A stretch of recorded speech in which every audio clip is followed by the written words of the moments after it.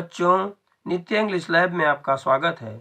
आज हम आप लोगों के लिए यूपी बोर्ड एग्जाम को ध्यान में रखते हुए कला के कुछ विशेष प्रश्नों को लेकर उपस्थित हुए हैं, जो कि UP board exam high school और इंटर के लिए बहुत ही महत्वपूर्ण है।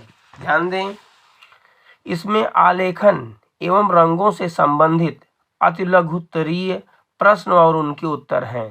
ध्यान दें, प्रस्तुत प्रश्न बैंक में अति लघु उत्तरीय प्रश्न जो दिए जा रहे हैं, जिनका अध्ययन वस्तुनिष्ठ प्रश्नों के लिए लाभदायक होगा, अतः छात्रों से इनका अध्ययन अपेक्षित है। आप इसे जितना पढ़ेंगे, आप उतना ही वस्तुनिष्ठ प्रश्नों को हल कर सकेंगे। ध्यान दें, जिसमें पहला प्रश्न है, मूल मुख्य रंग जिसे हम प्राइमरी कलर्स कहते हैं कितने होते हैं, जिसमें इसका उत्तर है लाल, पीला और नीला 3 मूल रंग होते हैं।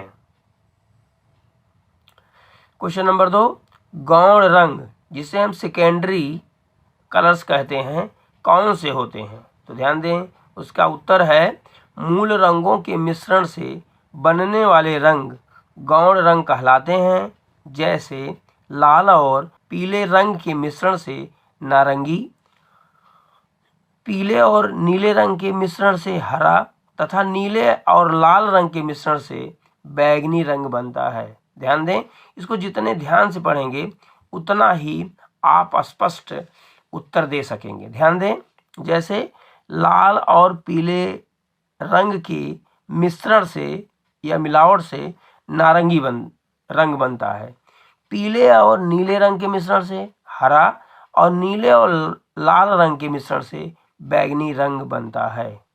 इसमें तीसरा क्वेश्चन है, प्रसिद्ध जर्मन वैज्ञानिक ओस्टवाल्ड के रंग चक्र में कितने रंग हैं? तो ध्यान देना है, इसका उत्तर है ओस्टवाल्ड के रंग चक्र में 8 रंगों का मिश्रण है, जो क्रमशः पीला, नारंगी, लाल, बैंगनी, नीला, आसमानी, गहरा हरा और धानी है।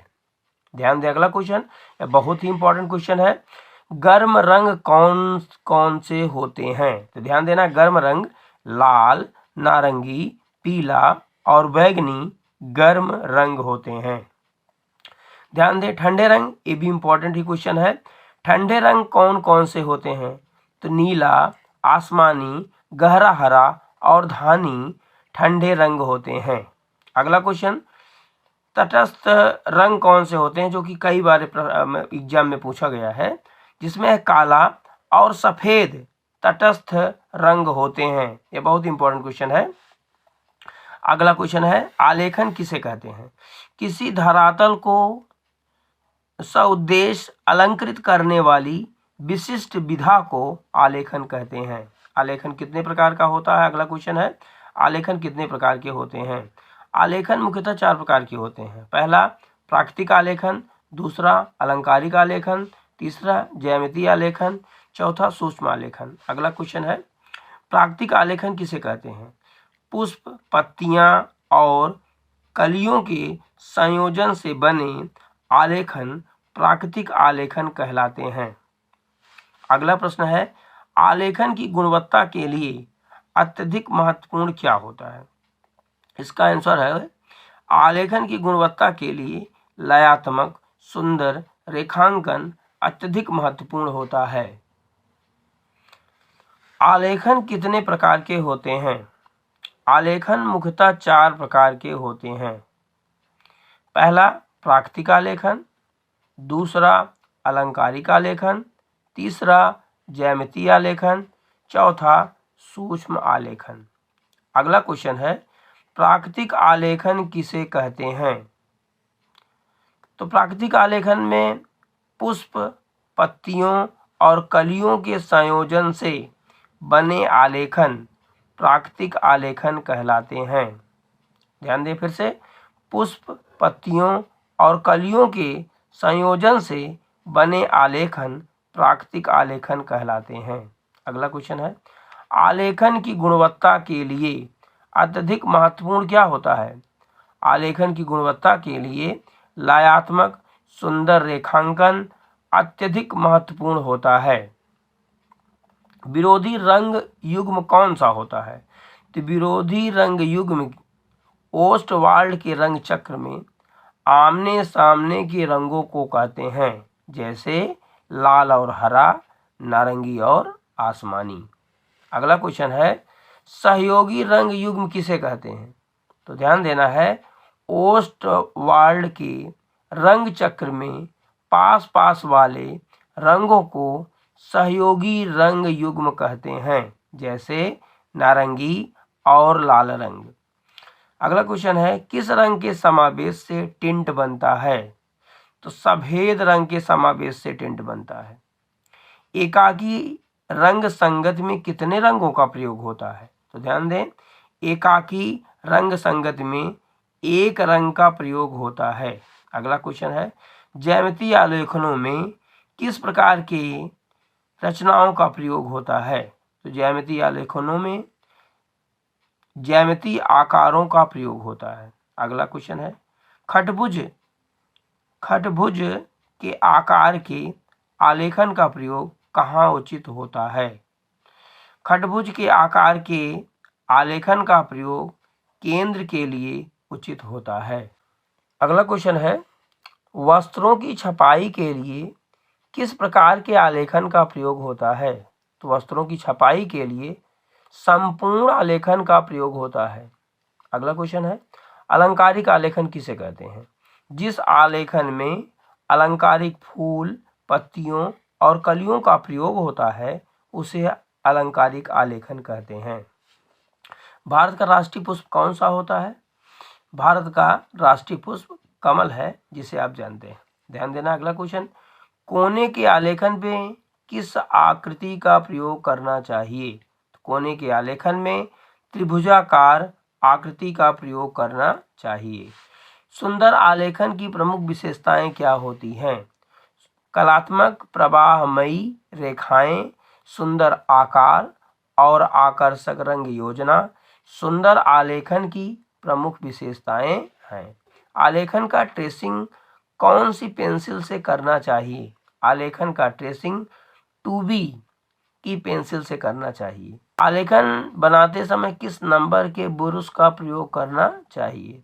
तो इसका आंसर है, आलेखन बनाते समय धरातल के आकारों में 5 नंबर और आकारों में 3 नंबर तथा बारीक रेखांकन के लिए 1 नंबर के ब्रश का प्रयोग करना चाहिए। अगला क्वेश्चन है, ललित कलाएं कौन सी हैं? ललित कलाएं 5 होती है। पहला है मूर्तिकला, साहित्य कला, संगीत कला, चित्रकला और वास्तुकला। अगला, उपयोगी कलाएं क्या हैं?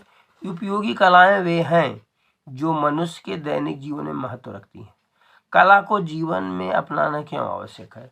कला को जीवन में अपनाना इसलिए आवश्यक है क्योंकि ईश्वर के सत्य तक पहुंचने का यही उचित मार्ग है। अजंता की गुफाओं में कुल कितनी गुफाएं हैं? महत्वपूर्ण प्रश्न है। अजंता गुफाओं में कुल 29 गुफाएं हैं। अगला क्वेश्चन है, राजस्थानी चित्रकला के चित्र किस धर्म पर आधारित हैं? राजस्थानी चित्रकला के चित्र हिंदू धर्म पर आधारित हैं। मेघदूत को किसने लिखा? मेघदूत को कालिदास ने लिखा। किशनगढ़ शैली के प्रमुख चित्रकार कौन थे? किशनगढ़ शैली के प्रमुख चित्रकार बिशनदास थे। अगला क्वेश्चन, बंगाल शैली का विकास किस प्रांत में हुआ? बंगाल शैली का विकास बंगाल प्रांत में हुआ। मुगल चित्रकला का मुख्य संरक्षक कौन था? मुगल चित्रकला का मुख्य संरक्षक जहांगीर था। जोगीमारा के चित्र किस प्रकार के हैं? जोगीमारा के चित्र भित्ति चित्र हैं। राजपूत कला किस राज्य में विकसित हुई? राजपूत कला राजस्थान राज्य में विकसित हुई। महाभारत में किस चित्रकार का नाम आता है? महाभारत में चित्रलेखा नामक चित्रकार का नाम आता है। पहाड़ी चित्रकला का संबंध किस प्रदेश से है? पहाड़ी चित्रकला का संबंध हिमाचल प्रदेश से है। पहाड़ी चित्रकला के संस्थापक कौन थे? पहाड़ी चित्रकला के संस्थापक संसार चंद्र थे। मुगल कला के प्रसिद्ध चित्रकार कौन थे? मुगल कला के प्रसिद्ध चित्रकार मंसूर थे। राजा रवि वर्मा कहाँ के चित्रकार थे? राजा रवि वर्मा त्रावणकोर त्रिवेंद्रम के चित्रकार थे। इंद्रधनुष में कितने रंग होते हैं? इंद्रधनुष में 7 रंग होते हैं। कला किस भाषा का शब्द है? कला संस्कृत भाषा का शब्द है। यह भी इम्पोर्टेंट प्रश्न है। कौन से काल की चित्रकला दरबारी है? मुगल काल की चित्रकला दरबारी है। बंगाल शैली के संस्थापक चित्रकार कौन थे? बंगाल शैली के संस्थापक चित्रकार अवनींद्रनाथ टैगोर थे। अजंता गुफा की खोज किसने की थी? अजंता गुफा की खोज जनरल सर जेम्स ने की थी। भीमबेटका चित्रों की खोज किस विद्वान ने की थी? ये भी इंपॉर्टेंट क्वेश्चन है। भीमबेटका चित्रों की खोज प्रोफेसर वाकणकर ने की थी। प्रसिद्ध चित्र बनी ठनी कौन सी शैली में निर्मित है? तो प्रसिद्ध चित्र बनी ठनी किशनगढ़ शैली में निर्मित है। इस प्रकार से वीडियो आपका समाप्त हुआ। ध्यान दें, अगर यह वीडियो आपको अच्छा लगा हो तो आप इसे ज़्यादा से ज़्यादा शेयर करें और सब्सक्राइब करें, क्योंकि यह यूपी बोर्ड एग्जाम के लिए बहुत ही महत्वपूर्ण है। धन्यवाद।